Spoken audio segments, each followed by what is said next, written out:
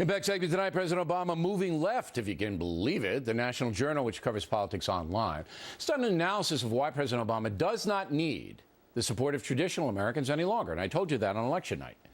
As you may know, the president won the popular vote by about 5 million and the electoral vote by 126. But the race was close up until the very last weekend when Governor Romney inexplicably disappeared. Truth is that Romney could have defeated Barack Obama, but he needed to wage an aggressive campaign, which he didn't. But the National Journal has concluded that President Obama has given up trying to persuade culturally conservative white Americans to his cause. The Journal saying the president believes the coalition he's assembled, minorities, women, young voters, and hardcore liberals, is, quote, ascendant and will allow Democrats to dominate the next generation of elections. Joining us now from Boca Grande, Florida, to react, Britt Hume. Journal have it right? In part, yeah. I mean, if you draw a straight line, a projection forward from the 2012 election day into the future, you get the result that the analysis in the National Journal is talking about. But politics rarely moves in a straight line. And in my judgment, it will not be easy to replicate in presidential years ahead, let alone in congressional elections, the coalition and the turnout that Barack Obama had, which carried him to victory in last November. So you believe that President Obama, if the National Journal's reportage is true and accurate, is making a mistake thinking that he has put together a coalition that's going to endure for generations to come? Well, look, it is true that that they have sort of forgotten about a segment of the electorate, that portion of the white vote that you were talking about, that used to be, largely Democratic and has increasingly been less so. And the president does appear in his second-term activities to be writing that segment of the electorate off. I think that's a mistake, even though that segment of the electorate, the white vote generally, is a smaller and smaller percentage of the vote. It is still overwhelmingly the largest single segment of the vote and will be for some time to come.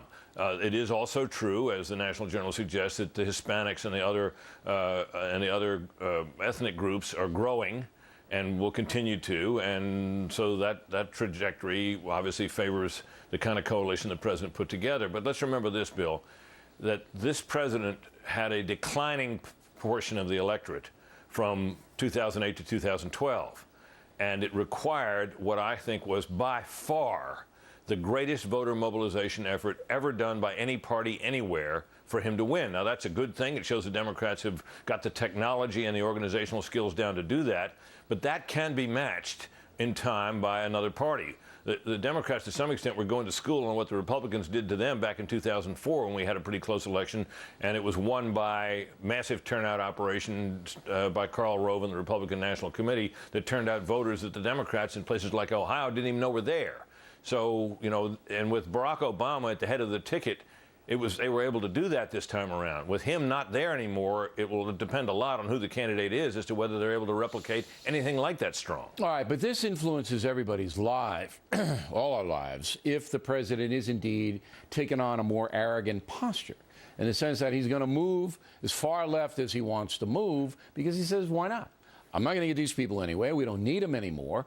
California now is going to be mostly Hispanic. Hispanics will be in the majority. The birth rate among white Americans very low, whereas Hispanic Americans much higher. I don't need these people. So I'm not even going to represent them. I don't care about them. I'm going to create a nanny state, an entitlement society. I'm going to go right to my base, give them what they want, and everybody else can go, you know what? Well, it's certainly the case with regard to the Hispanic vote that Mitt Romney did worse among Hispanics than any of his immediate predecessors had done, and that is a growing segment of the electorate.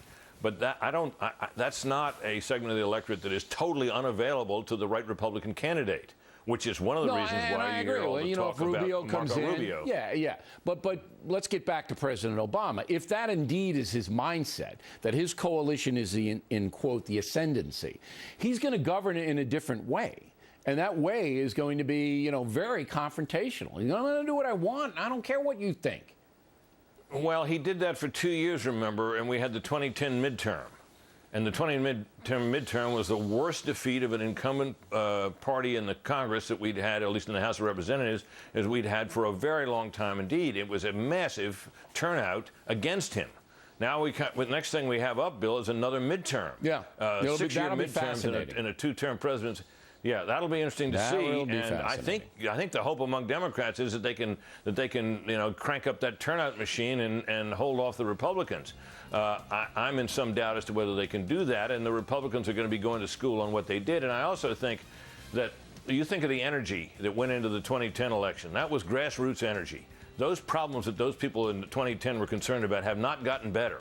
And I think that segment of the electorate fired up for the right Republican candidate in 2016 will provide a tremendous boost to the Republicans, and that the president going left will turn out to have been a mistake. Okay, Brit Hume, everybody.